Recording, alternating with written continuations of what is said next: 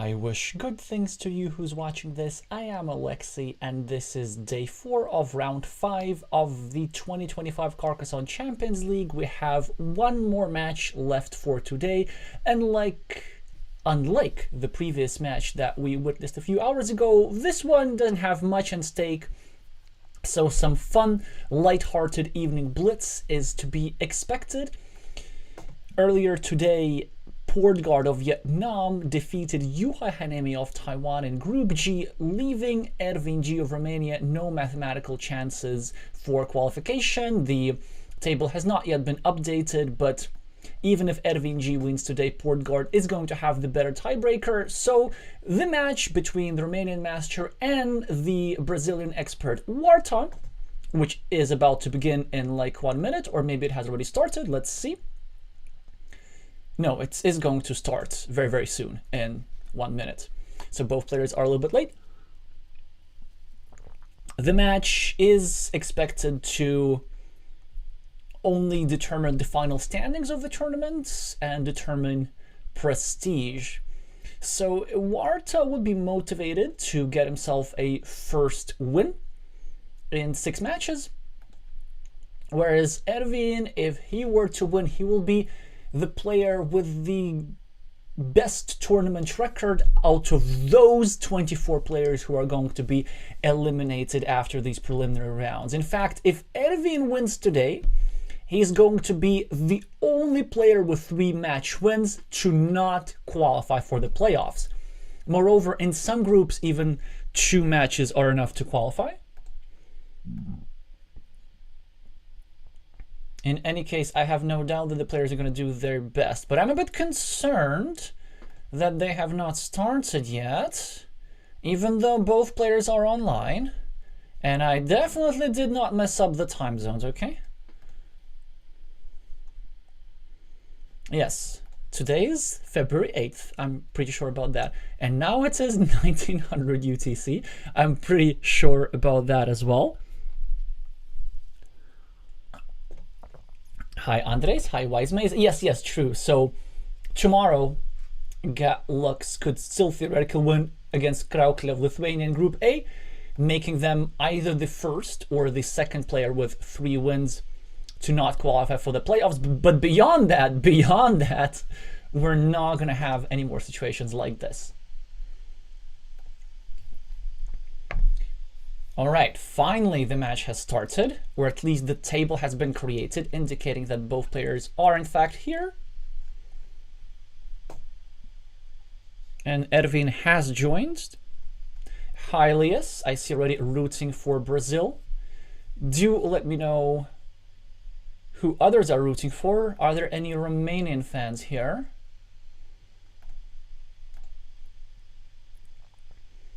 So Ervin, the more experienced player, with rated 600 at the moment and 18,000 games of experience, starts with the red meeples, has the starting player advantage, Warta with green to match, of course, the Brazilian flag.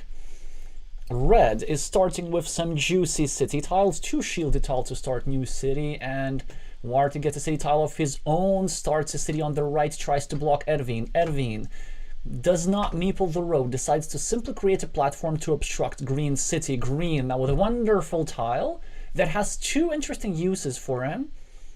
So he could go over here on the left, start a new city and point a road into red city, but he chooses the better move, continuing his own city and restricting Ervin towards only 3 tiles. And of course, later he intends to build here, blocking this meeple completely. Now, an interesting tile for Warta. Due to all of these road end pointing out, there are actually very few places for this tile, and he, I believe, makes the move which is strategically wrong, sadly. He had 2 options, and he chose to break Ervin's city, but he also broke his own road in the process.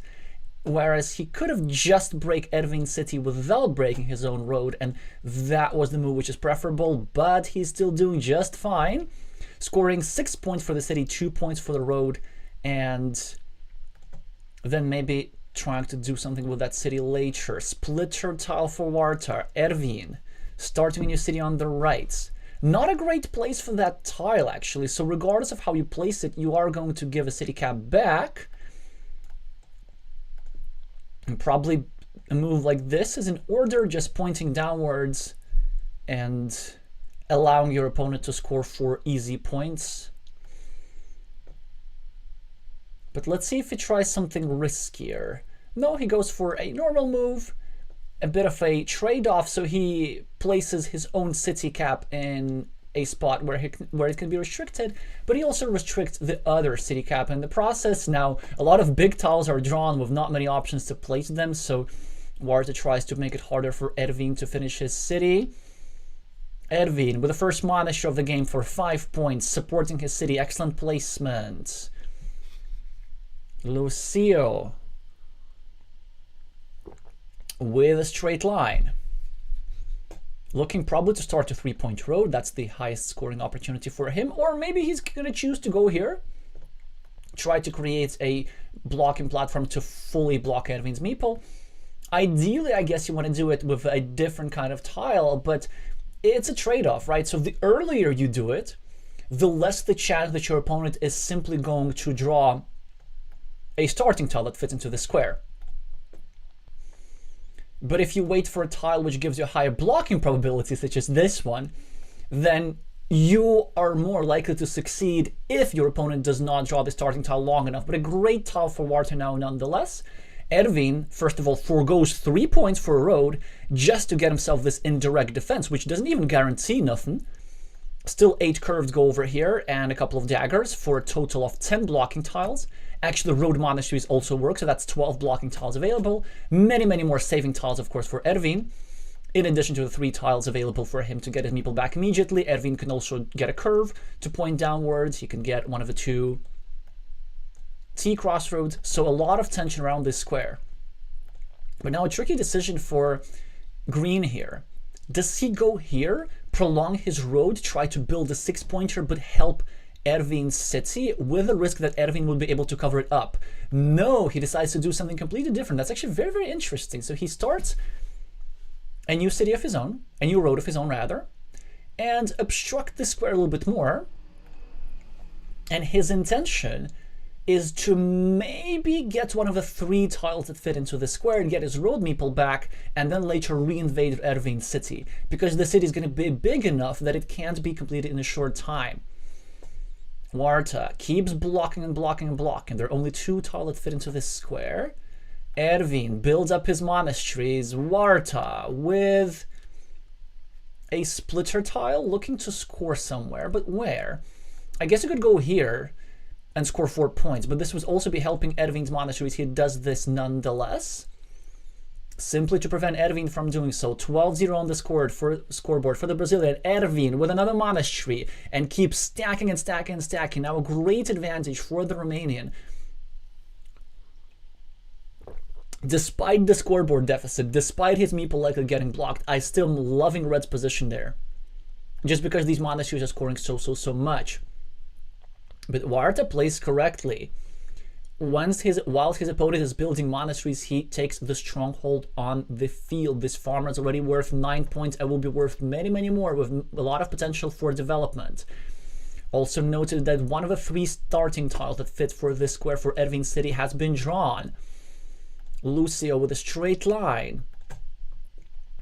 Probably looking to start yet another road, exactly. Greedy move, but one that is fully justified given the fact that this road can be easily completed over here.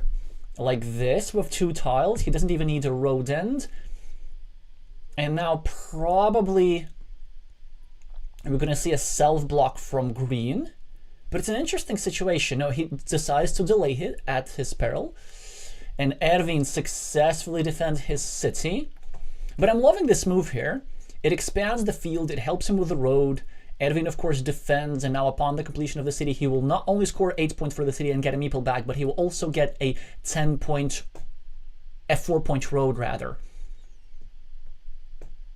Green with another straight line, and not an easy move, but he chooses to continue his road rather directly. That actually makes a lot of sense. And Erwin with another monastery.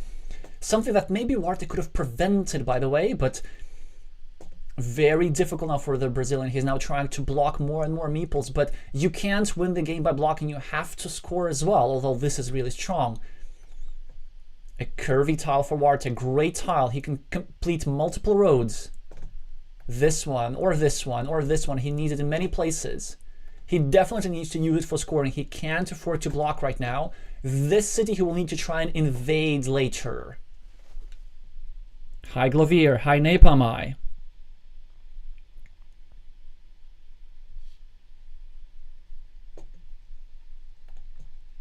Another monastery for Erwin, but not enough meeples to meeple it.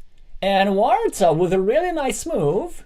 He's not blocking, but he's invading this city with 3 tiles more remaining to fit into this square. Now a straight line, and in the meantime, Erwin's creating a threat to finish his city, but Warta is, I think, a bit misprioritizing his efforts. I'm really concerned about his city. Erwin, in the meantime, gets a meeple back. And 8 points for the city, and 4 points for the road, and a clear lead in this game. But luckily for the Brazilian, he gets a city cap, which will be used, of course, to invade this city. If he doesn't do it, then Erwin can just run away with the game. Still some chances for the Brazilian as a result of his stronghold in the field. He does invade the city, leaving back another invasion platform, but that's okay. Erwin scores 3 points, obstructing Green's road. Green with a city tile, and not an easy decision. So what could he do? I guess he could invade here, straight up. There would still be an option for the city to re-invade, but if he makes it so that this city is sticking into this semi-blocked square, there won't be a risk of losing the city entirely.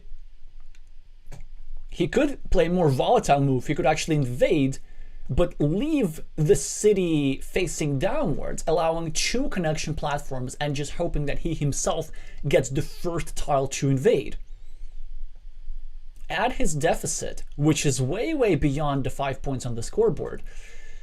Look at these monasteries, and at Erwin's extra meeple. The field is lovely for 12 points.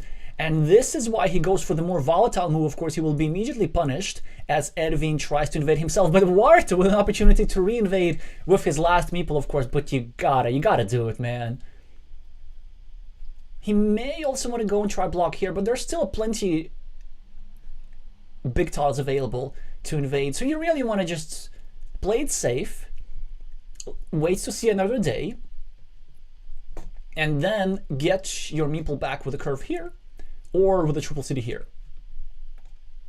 Yep, he decides that this is indeed the case. Normally, of course, you want to avoid spending your last meeple, but this is absolutely an easy exception to the situation. A great draw for Warta as he gets a tile to get his meeple back immediately. Only 1 point deficit. Erwin starts a new city and also prepares to finish his monastery, but he spends his last meeple, and Lucio will be looking forward to at least delay the recovery of his meeples, but maybe block some of them. Quite an easy move with a straight line. There's still many city plus field caps. All would become useless to Erwin, and this is exactly what has happened. A curve drawn by Erwin to get his monastery meeple back, but this makes his city at the bottom even more vulnerable, so he could be losing a meeple there pretty easily. Green with a curve, looking to probably restrict the city, although it's not such a big restriction. Regardless of how he turns this tile, there are going to be either 2 or 3 tiles that allow the completion of that city. So first of all, there are 2 of these guys remaining, 2 of right-handed daggers, 1 starting tile, and 2 umbrella tiles. Hi, Ian.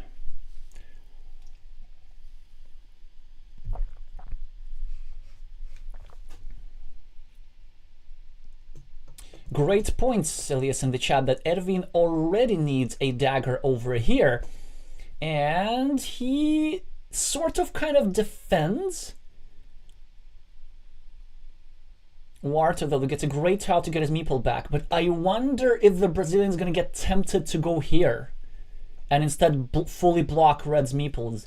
At this deficit, this would be misplaced. You gotta get yourself a meeple back. You gotta add more volatility to this position. Also, the reason why I like this move so much is the fact that it gives you later the chance of going over here and invading that square.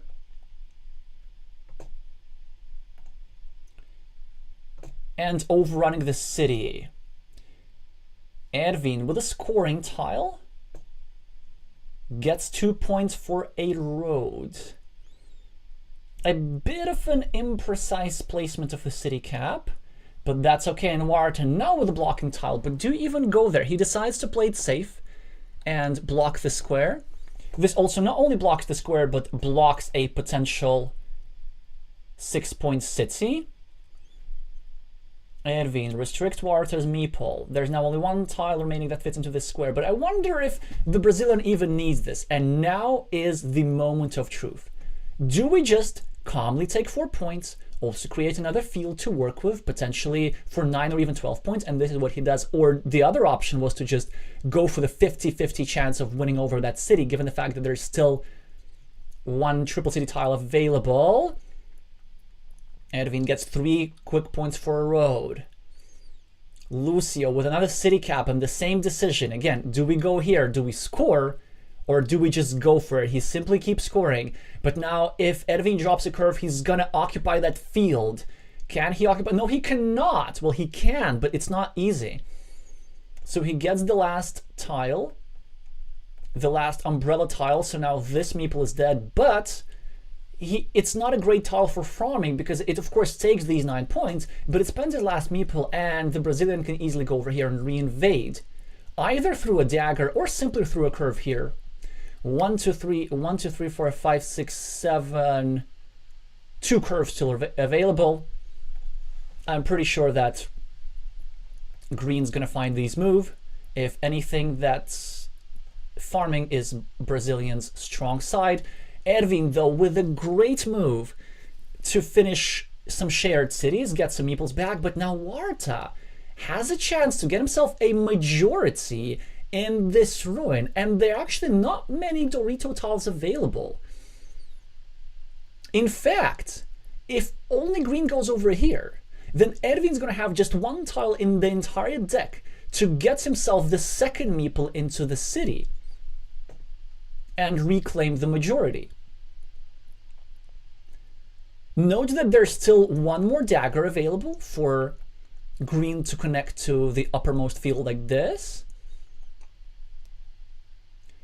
And I just want to check if there are vanilla city caps. 1, 2, 3, 4. There's also 1 vanilla city cap that goes here, so still 2 tiles available for Warta.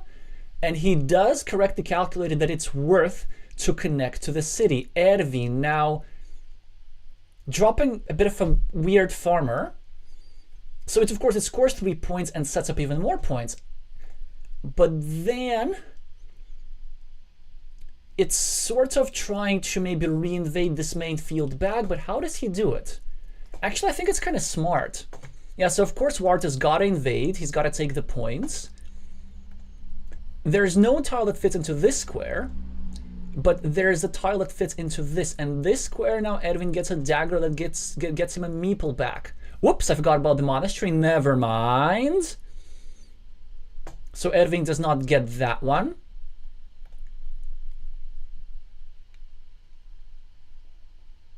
Yeah, suddenly it's a great position for the play with the green meeples. He has 15 points for the fields, which equalizes here. Well, okay, great is a bit of a stretch, right?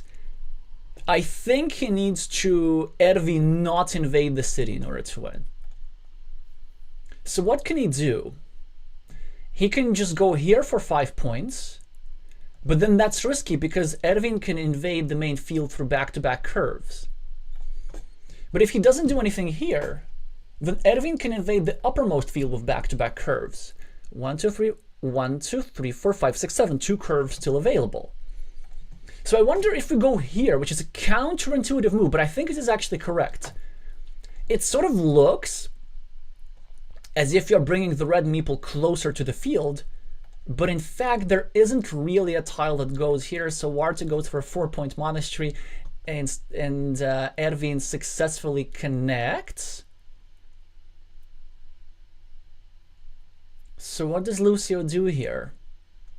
Okay, so this farmer is actually scoring 18 instead of 15. Oh, it's going to be close. Oh, it's going to be close. So he can score here. Or maybe he has something better. Wait! Can he invade the field, the main field? This guy. Like, in theory, he could go here and drop a farmer like this and hope for one of the curves. But are there straight lines remaining? 1, 2, 3, 4, 5, 6, 7. Hey, wait. 1, 2, 3, 4, 5, 6, 7. Wait, am I crazy? 1, 2, 3, 4, 5, 6, 7, 8. Okay, there are no straight lines. What is that final tile? It eludes me. Is that a crossroads by any chance? I think that's a crossroads. So actually that's great news for us. Okay, he chooses not to go for invasion. He chooses just to score. And Erwin gets a crossroads, which means that he would have blocked the invasion. And now Erwin guaranteed himself the entry to the main farm. The last 2 remaining tiles are curves. The last 2 remaining tiles are curves, so it's 100% invasion. And the Romanian is going to win this.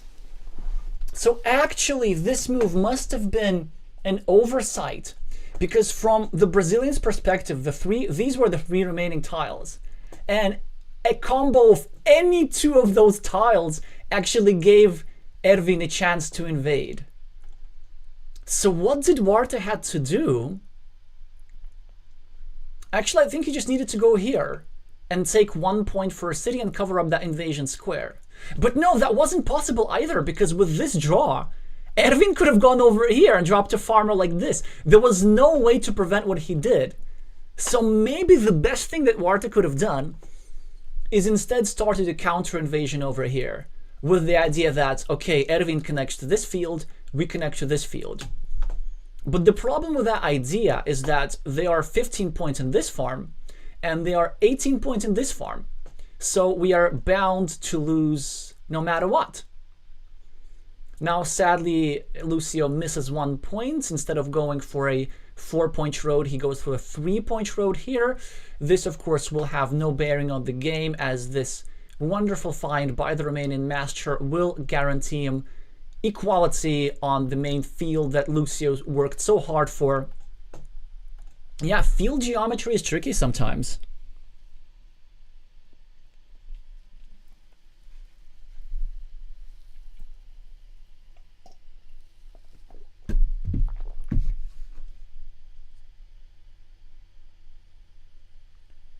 And the final score is 141 against Warta's 127. Imagine scoring 127 points in a game of Carcassonne and still losing. It does not happen very often.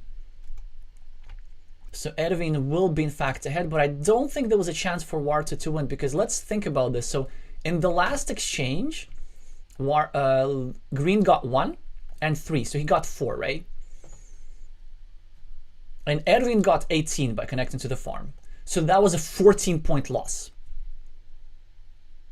And the difference is 14 points. But if Warta were to go here and connect to the 15-point field, Erwin can still connect to the 18-point field and then win due to that 3-point difference. So there was really no coming back from this. But at least the invasion over here, it would have maybe tried to induce a mistake. Now, it's really difficult to induce a mistake from a player of Erwin's caliber, but the idea is, if you go here and your opponent gets a curve, maybe instead of invading themselves, they try to block that invasion, which they can only do with a 50-50 chance rather than a 100% chance. And then you can hope for that coin flip. So probably the invasion of the uppermost field gave the Brazilian the best practical chances. But with best play, of course, this game was for Red to win.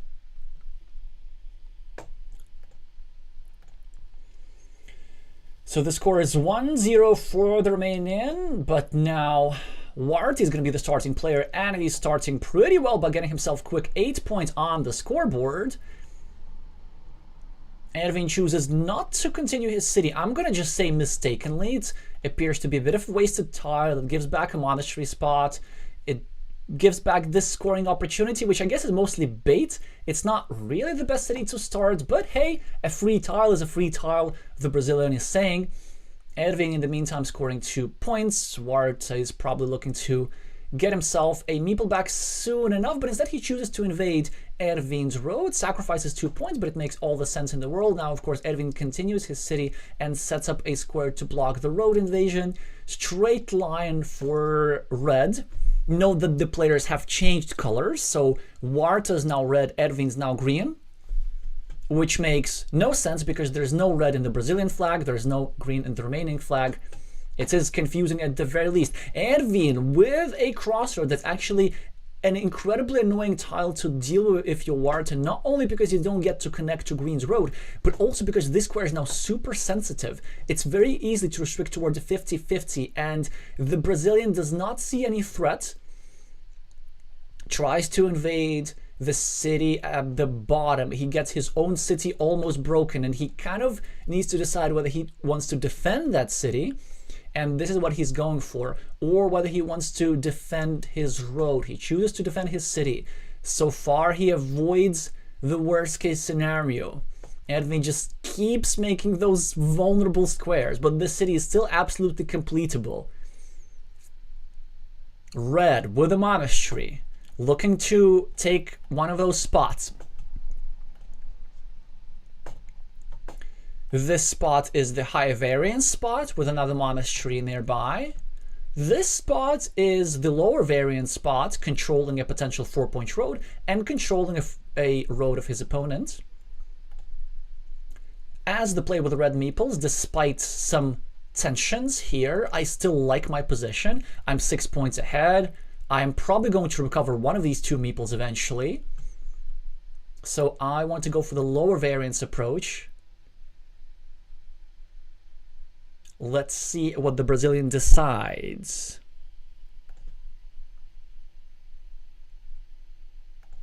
This gives us finally time to update the scoreboard.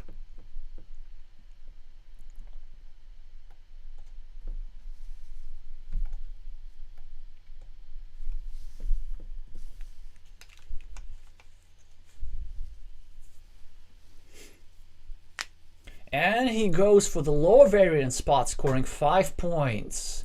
Preparing to meeple a 4-point road. Controlling Erwin's road, Warta. Still has hopes of completing his city, which I believe he should still try. Still 3 tile that fit into this square. Erwin with a dagger draw can continue obstructing the city, now threatening to block the square permanently. Warta does not drop a defense tile, and now it's important to not panic and not go here. That wouldn't be a good defense. Let's see if he knows his stuff. The strongest move that I see is actually going over here, possibly without a meeple, pre-finishing this 5-point road that goes through his monastery. But just 2 quick points here are possible, obstructing Erwin's side of the city. Instead, he goes for the straight connection, which I don't think is the strongest move. It just appears to be sort of wasted 2 points, but that's okay. That's okay, we can live with that. Have 1 meeple blocked, we can also live with that. But a second meeple would not be great, so maybe we start a new city over here, and maybe we actually point the city cap downward, setting up one of the 3 daggers so that we get ourselves the 5-point road and the extra city points from the city cap.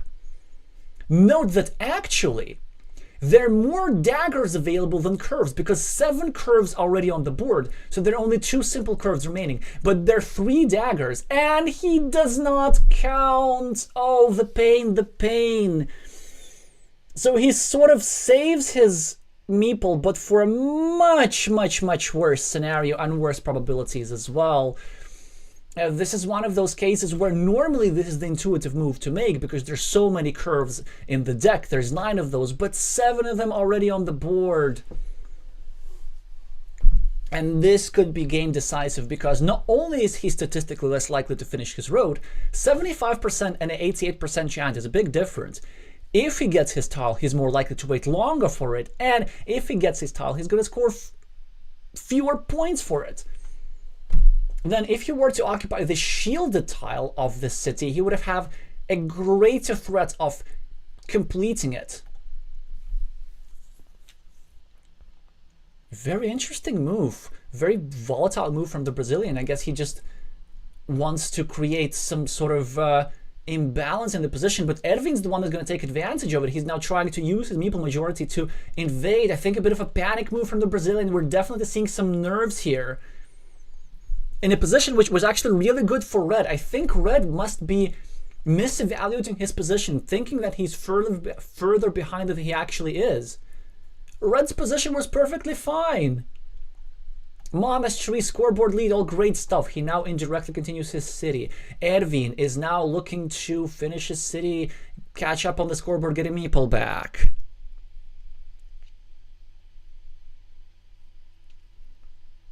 Warta with a starting tile. Probably now looking to start and deal with the threat that he himself created. Or maybe, you know what's better? Just add this over here. Start building up your monastery. Leave the 5-point road in the open, because if somebody meeples this 5-point road, this will expose another attacking platform against this city. And he goes for it. Just make sure not to meeple anything. Great job. Ervin wants to block this here meeple, but that's not really important, because this meeple's already blocked. What he's trying to do, he's trying to block expansion option for this guy. Well, not that green had good options for the road anyway, although as green I would have taken this 5-point road, or maybe instead at least gone here, try to restrict Warta's monastery. That was more important. I think that's a misprioritization here from the Romanian.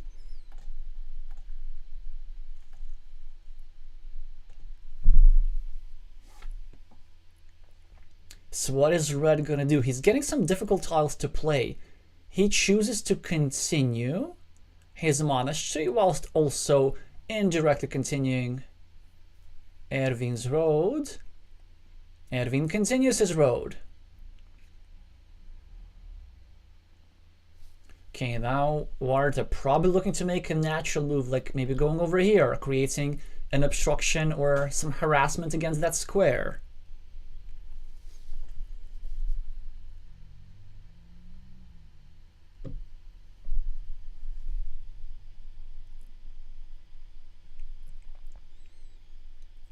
Really not many moves available for Red here. I don't think it's worth to be spending your last meeple yet, because you might need it to reinvade this city.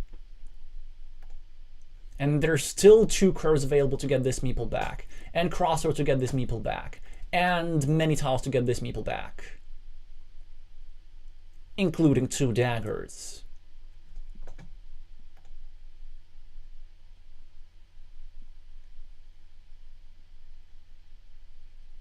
Red is taking more time than initially expected, which is the correct course of action here. There are some other moves available. For example, he could go here and block the scoring opportunity that he himself created. Yeah, so looking back at this move, it's really created a lot of problems for Red. Generally, you don't want to put stuff in shared cities. Okay, he does go for the road, but does he meeple it? That's the question. It's not obvious, because the point of this move is twofold. First of all, it's of course starts harassing this square a little bit, but second, it protects this square next to his own monastery, which could be useful. Yeah, and probably this is the case where with just one meeple you might want to leave this open. He decides to meeple for it, which also makes all the sense in the world. Ervin with a lovely 5-point monastery makes it also harder to complete the city. Warta with a Dorito tile and not many places to put it. I mean, he could go here, complete the city and complete the connection at the top, which is something that he's eventually going to need to do. He could go here, start sort of obstructing this city a little bit. Or here, but he needs to play against the square at some point. If he just waits, like Ervin's gonna draw the tiles. Ervin also scores 4 points for the road that the Brazilian had set up so nicely for him. Red with a city cap tile. Well, now we gotta go here at some point. We have to play against this square.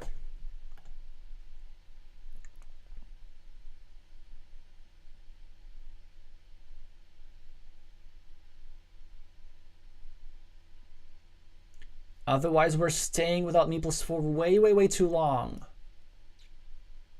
Well, we're staying without meeples for too long in any case, but he's thinking about it. What else could he do? Yeah, instead he tries to build up a shared city to get a meeple back, but it is quite misplaced. It's just way too slow. 4 points scored by Erwin. Okay, now warta with a great tile to start blocking this guy. There are only 2 big tiles available. So it would make sense that we can put one here and try to build around the square a little bit later. This is also an option, but then we're obstructing our own road as well. And it's still possible to finish that city with a splitter plus Dorito tile. So we need to be blocking this square. Okay, warta finally with a chance to get a meeple back, which he absolutely should use. Even though it is unpleasant that he needs to help his opponent's road and monastery, but meeples are everything, and only 2 scoreboard points behind. Erwin with an opportunity to connect to the city, but warta will have the chance to maybe reinvade later, and somehow he's still alive in this game, looking to maybe continue his road, or maybe to go here and restrict this. Actually, maybe we don't continue our road because it helps Erwin's monastery too much. But if we go here, we restrict the invasion platform. But then maybe, since we're a bit ahead on the scoreboard, there's some other routes for us to win. For example, if we just get some meeples back, here, then we can quite easily maybe develop a little field. Also note, because the splitter is available, there's actually a chance for warta to overrun this big city here. Red now 1 point behind on the scoreboard, needs to score. Is he going to use his last meeple to take the city cap? This would sound reasonable to me. Instead, he builds up the shared city, but that is misguided,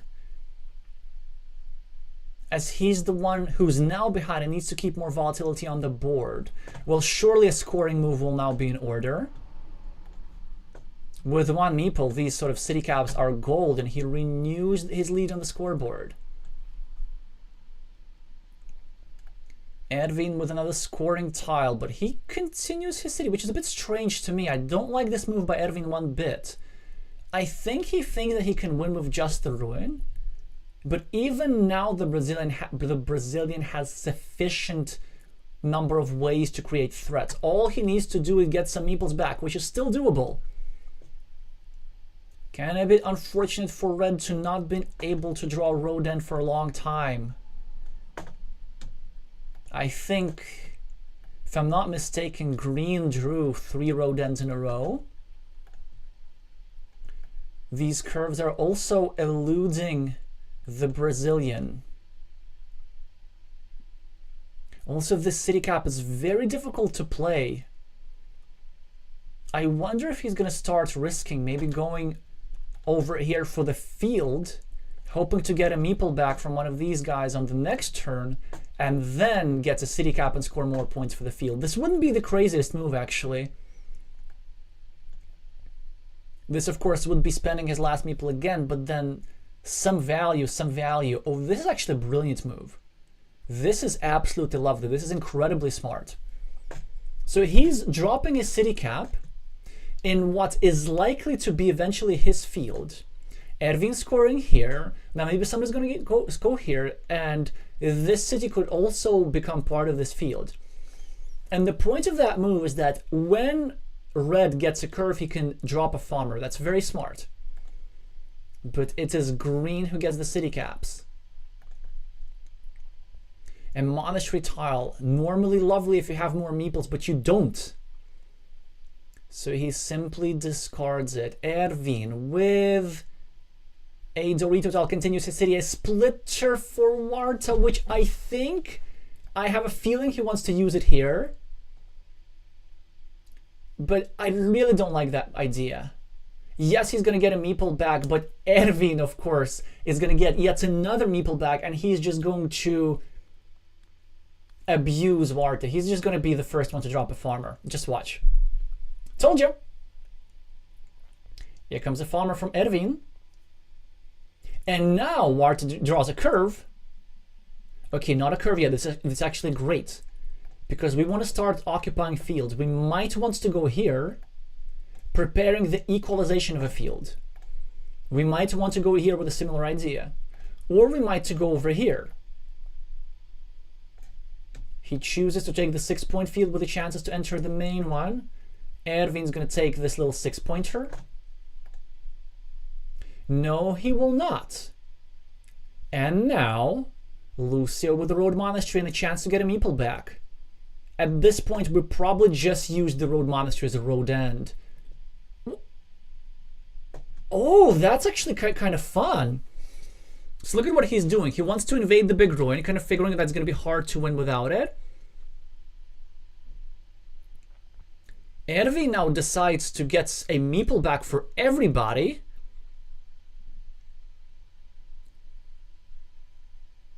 That's an interesting choice. Monastery for red. Presumably going to take the 6-pointer here.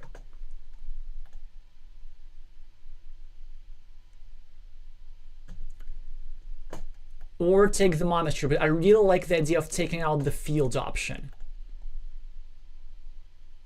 And he can now score with almost every move. He can get a meeple back easily here, drop a 3-point farmer. He can maybe invade if there are tiles available. He goes for the 6-point farm. Nice find here. Erwin gets another farmer, trying to anticipate this road completion.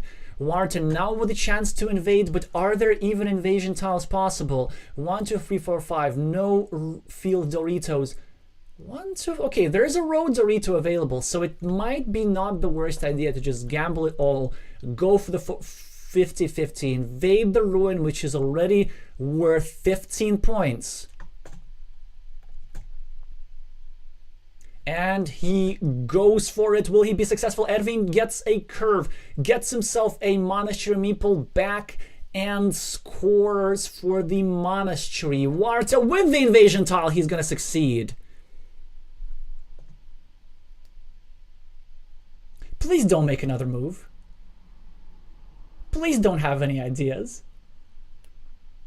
He just needs to double check the tile, but invasion will be completed. And then red is looking to get a curve and get this meeple back, but he won't succeed. Erwin with a 5-point road. Warta with a chance to get a meeple back nonetheless is going to go here and get this road meeple back, which he should. Because what else are you going to do?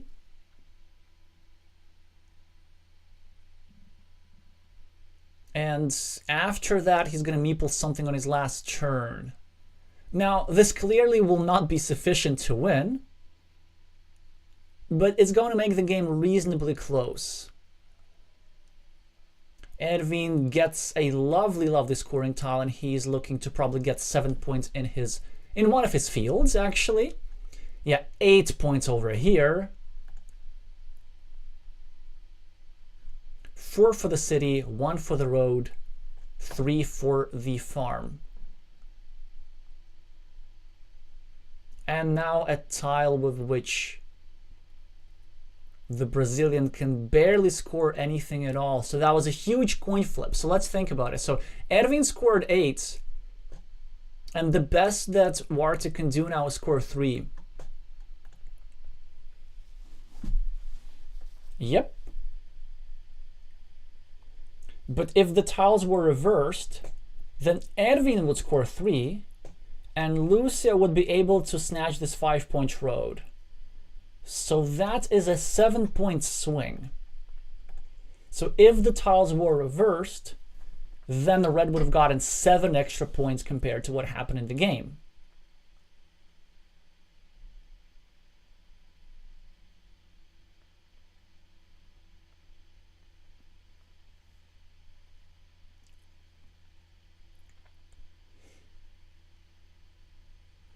17 points is the final difference, which means that with about a tile run out, the Brazilian would have lost by 10. So 2-0 is the result. Erwin gets his 3 wins and the 25th place in this championship. And Warta, sadly without wins, is going to be eliminated, not going out without a fight by any means. An early difficult position with a bunch of restricted meeples, something that he ended up never quite recovering from. Yeah, both quite interesting games, especially the first one, and the stream also was going for 45 minutes, which is way, way, way longer than I expected it to. So a new record is not going to be set today. It's 30 minutes is the current record for the shortest stream ever. That was a 3-game match covered between Matej Tabak and reigning world champion Dani Angelac. So the fastest player in the world, let's see. Yeah, these are sloppy numbers. Spent 3 minutes on this game. This means that this position was difficult. Of course, we congratulate Erwin and all the remaining fans with all there is to congratulate, at least the win in this match and going out on a high note, but going out nonetheless. We are going to double check the tournament standings, of course, again.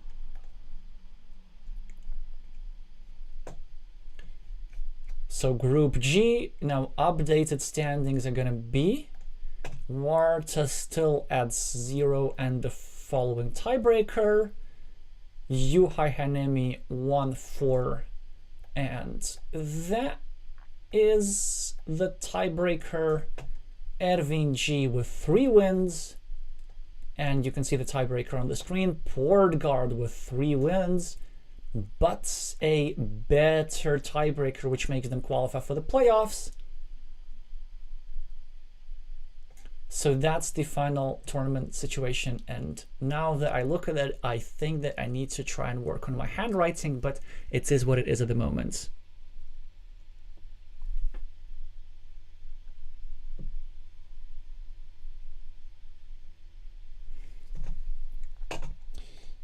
Wiseman is pointing out that Erwin scores 18 points for the shared city with 1 tile invested. Yeah, that was an interesting idea because Red was running so short on meeples that Red just spent multiple tiles to simply finish a shared city. Whereas Erwin just placed a meeple once and was just waiting on the freeloading, and he scored for himself. So that's what being short on meeple does to you.